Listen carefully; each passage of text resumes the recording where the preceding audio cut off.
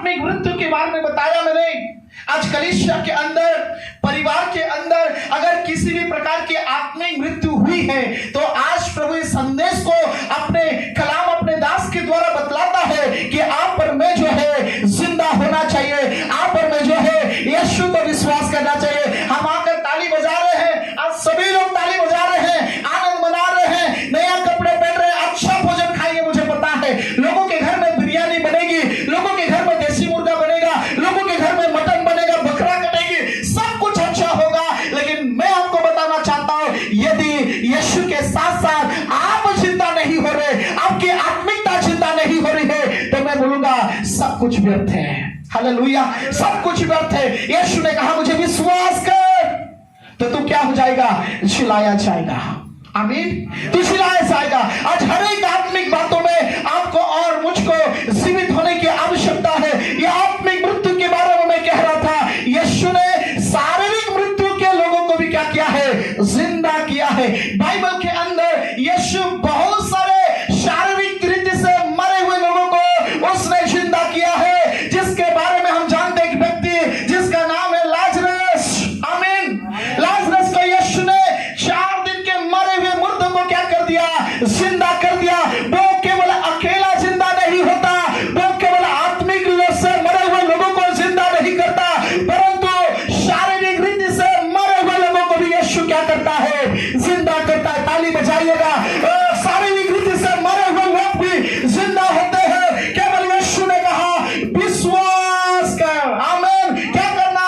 विश्वास कर। मेरे पीछे पीछे आप दूसरे को बोलिएगा, विश्वास करो, यीशु को विश्वास करो, यीशु को विश्वास करो, तो तुम आत्मिक रीति से जिंदा हो जाओगे।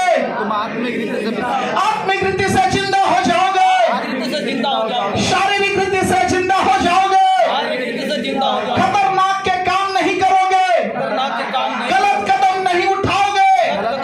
हालेलुया, हालेलुया, परमेश्वर के नाम की महिमा होने पाए। ये शारीरिक मृत्यु के बारे में आपको पता है, यीशु ने माता और मरियम से कहा जब दूसरी तुरी फूका जाएगा, बादलों पर मसीह आएगा, तब ये लोग क्या हो जाएंगे? जी उठेंगे।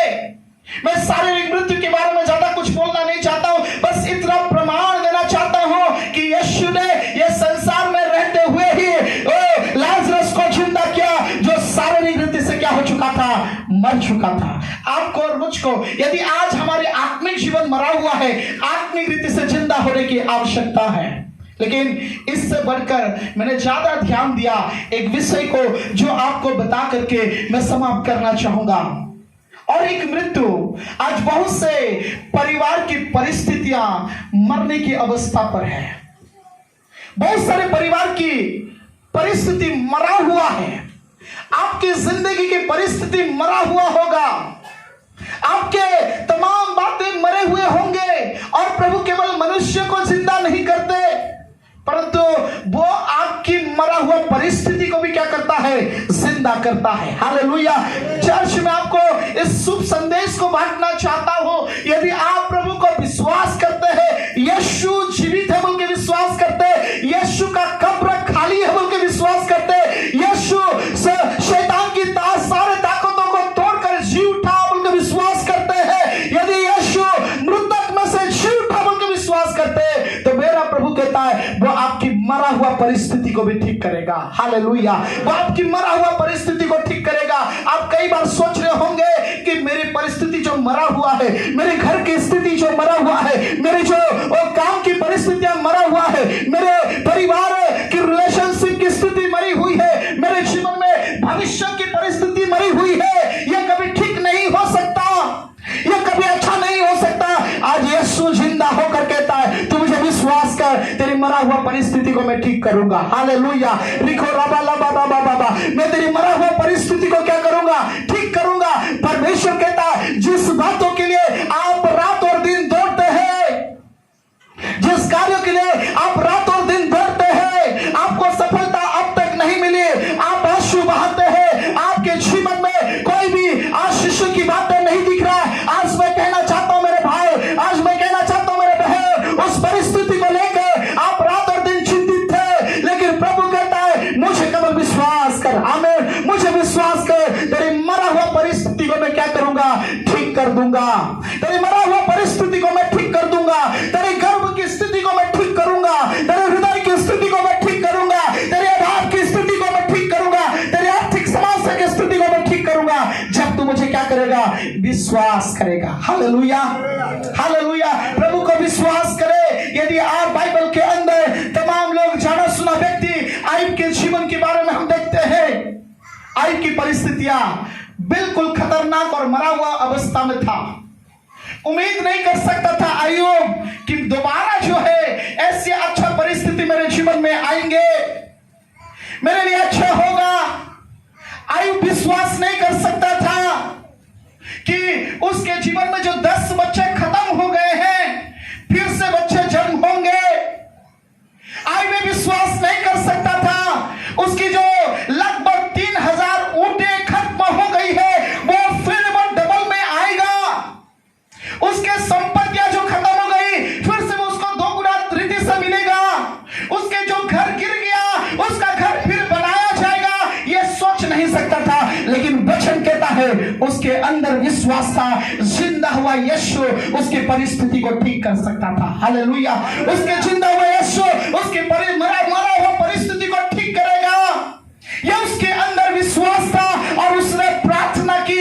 यदि आप आयub के किताब 19 अध्याय 25वां वचन को पढ़ते हैं तो वहां पर उसकी सबसे अच्छी प्रार्थना लिखा गया है। वह प्रार्थना करके कहता है, मुझे विश्वास है मेरा परमेश्वर खड़ा होगा, मुझे विश्वास है मुझे इस मरे हुए परिस्थिति से मुझे छुड़ाएगा। पढ़िएगा 19 अध्याय उसके 25वां वचन को पढ़ेंगे कोई एक जन। आयub के विषय में आपने बहुत बार बाइबल से पढ़ा है, आप आयub के बारे में बहुत बार सुना है। ऐसे एक व्यक्ति भी नहीं है जो आयub के बारे में नहीं जानते। तमाम लोग आयub के बारे में आपको पता है, अच्छे से जानकारी है, लेकिन फिर भी मैं कहना चाहता हूं आयub को ये विश्वास था। उसके बच्चे खत्म हो गए, उसकी संपत्ति चली गई, उसके गाय बैल भेड़ बकरियां जो उस देश में वो सबसे धनी व्यक्ति था, सब चीज वो जीरो में आ गया। लेकिन उसको विश्वास है, उसके शरीर उसका साथ छोड़ दिया, तो भी उसको विश्वास है कि मेरा परमेश्वर निश्चय मेरे लिए क्या होने वाला है? खड़ा होने वाला है। हालेलुया। निश्चय मेरे लिए खड़ा होगा। आज मैं दुख उठा रहा हूं, कल मैं दुख उठा रहा हूं, आज नहीं तो कल वो मेरे लिए खड़ा होगा। आज नहीं तो कल वो मेरी मरा हुआ परिस्थिति को बदलेगा। आज नहीं तो वो परसों मेरे मरा हुआ परिस्थिति को बदलेगा। आज नहीं तो मेरे परसों जो है वो मेरी बिजनेस की स्थितियों को बदलेगा, मेरे घर की अभावों को दूर करेगा, मेरे संपर्क को जो खत्म हो गए वो ठीक करेगा। उसके अंदर वो विश्वास था, उसने प्रार्थना किया, निश्चय मेरा परमेश्वर इस संसार पर क्या होगा? खड़ा होगा बोलकर। आज मैं आपको कहना चाहता हूं, आप उस यीशु को विश्वास करें। जिंदा हुआ बोलने से नहीं होगा, आप उस यीशु को विश्वास करें। उस विश्वास को अपने जीवन के कार्यों के द्वारा प्रकट कीजिए। मैं यीशु का विश्वास करता हूं बोलकर आप उसको प्रकट करिए। विश्वास करने वाले प्रार्थना करते, विश्वास करने वाले प्रभु के निकट में आते, विश्वास करने वाले घुटने टेकते, विश्वास करने वाले कभी अविश्वास नहीं करते। मैंने बहुत बार बोला, आज भी बोलूंगा, अविश्वास मृत्यु को लेकर के आता है।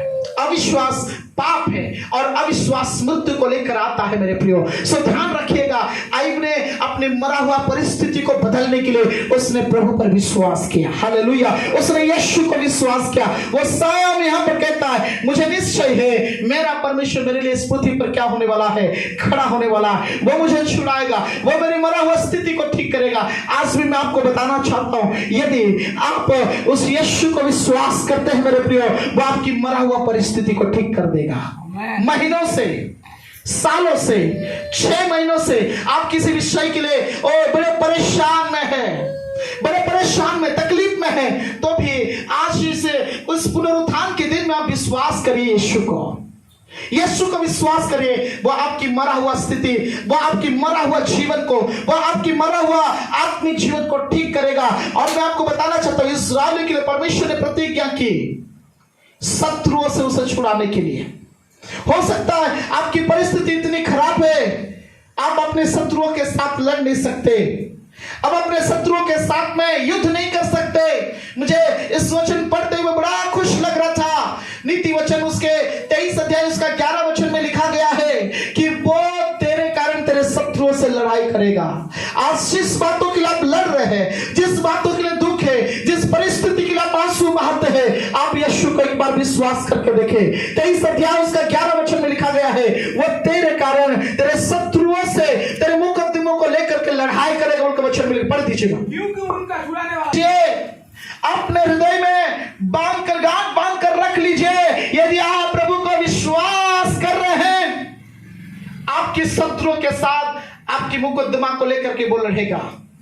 संसार के शत्रु हो या शैतानिक रूपी शत्रु हो या दुष्ट आत्मा रूपी शत्रु हो, हर एक शत्रु के साथ वो आपके लिए लड़ेगा और आपकी परिस्थितियों को ठीक करेगा। आमीन। वो आपकी परिस्थितियों को ठीक करेगा। इसलिए आज की सुबह में आपको फिर से रिपीट करके बोलना चाहूंगा, मेरा यीशु का कब्र खाली है। आमीन। मेरा यीशु पुनरुत्थित यीशु है, वो जीवित यीशु है, वो जिंदा यीशु है, वो मृतक में से नहीं है, वो जिंदा हुआ है, वो जी उठाए ताकि वो आपको भी क्या करे, जिलाए। आज उससे आप विश्वास करें और जीवन को पाए। प्रभु इस वचन के द्वारा हम सभी को आशीष देने पाए। आइए हम हर एक लोग अपने जगह